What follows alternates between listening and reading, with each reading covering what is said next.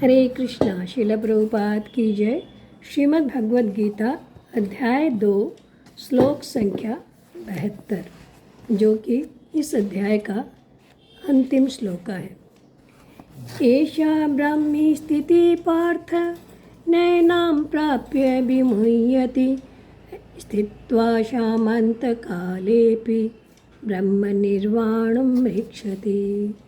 अर्थात भगवान कह रहे हैं कि ये आध्यात्मिक तथा ईश्वरीय जीवन का पथ है जिसे प्राप्त करके मनुष्य मोहित नहीं होता। यदि कोई जीवन के अंतिम समय में भी इस तरह से स्थित हो तो वह भगवत धाम में प्रवेश कर सकता है। तो यहाँ भगवान बता रहे हैं कि अगर कोई व्यक्ति कामना, स्पृहा, ममता, अहमता से रहित हो जाता है तो उसकी क्या स्थिति होती है, इसका वर्णन भगवान इस श्लोका में कर रहे हैं। तुम देखिए, ऐसा ब्राह्मी स्थिति पार्थ है, यानी कि ये ब्राह्मी स्थिति है, ब्रह्म को प्राप्त हुई व्यक्ति की स्थिति है। व्यक्ति जब अहंकार रहित होता है तो उसका अपना व्यक्तित्व मिट जाता है, तब उसकी स्थिति स्वतः ही ब्रह्म को प्राप्त हो जाती है। कारण कि इस भौतिक जगत से, इस संसार से संबंध रखने के कारण ही अपना व्यक्तित्व था, और इस संबंध को सर्वथा छोड़ देने के कारण अपना कोई व्यक्तिगत स्थिति नहीं रहती। तब व्यक्ति ऐसी ब्राह्मी स्थिति को प्राप्त होते हैं। भगवान के मुख से जब ये आया कि तेरी बुद्धि जब मोह कलीला और श्रुति विप्रति पर से तर जाएगी तब तो योग को प्राप्त हो जाएगा, ऐसा सुनकर अर्जुन महात्मा के मन में जिज्ञासा हुई थी कि स्थित प्रज्ञ की स्थिति क्या होती है। उसके बारे में अर्जुन महात्मा ने जिज्ञासा की थी। भगवान ने उन सब का उत्तर दिया। अंत में भगवान ये बता रहे हैं कि इस स्थिति से जब व्यक्ति ऊपर उठ जाता है तो उसका अपना कोई व्यक्तित्व नहीं रहता। यही नित्य योग की प्राप्ति है। अंत में एक ही तत्व रह जाता है, वो स्थिति फिर ब्रह्म तत्व, ब्रह्मी स्थिति कहलाती है।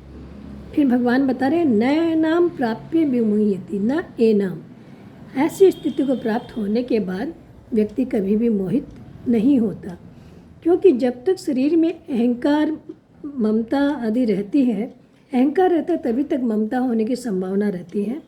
और जब अहंकार का सर्वथा अभाव होकर व्यक्ति ब्रह्म में स्थित हो जाता है तो उसका व्यक्तित्व जब टूट जाता है तो कभी भी फिर मोहित नहीं होता।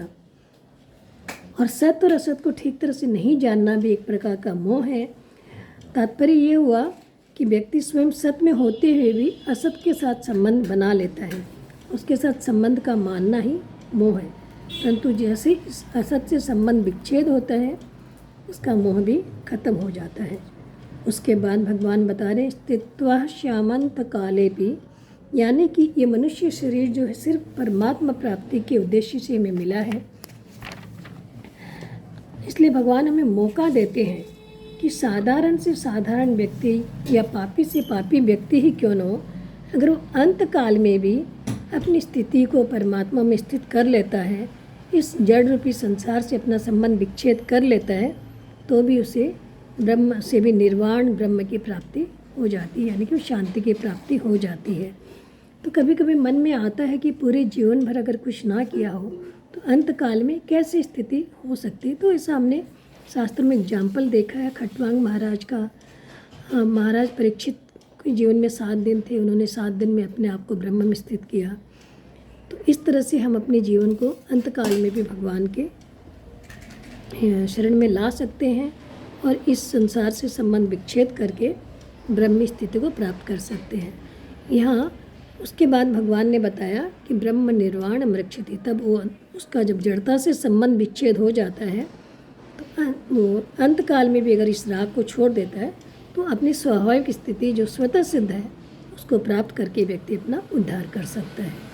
हरे कृष्णा। तो आज हमारा द्वितीय अध्याय है जो समाप्त हो रहा है। इस प्रकार से हमने श्रीमद् भगवद गीता के द्वितीय अध्याय गीता का सार नामक का भक्ति वेदांत तात्पर्य पूर्ण किया। कल हम तीसरा अध्याय लेंगे। आशा है आप लोगों को इस विधि से आप लोगों को इसका लाभ पहुंच रहा होगा, और मेरा आपसे विनम्र निवेदन है कि अवश्य सुनिए और अपने जीवन में अपनाइए। हमारी क्लासें ज्वाइन करिए और लोगों को भी प्रेरणा दीजिए। हरे कृष्णा।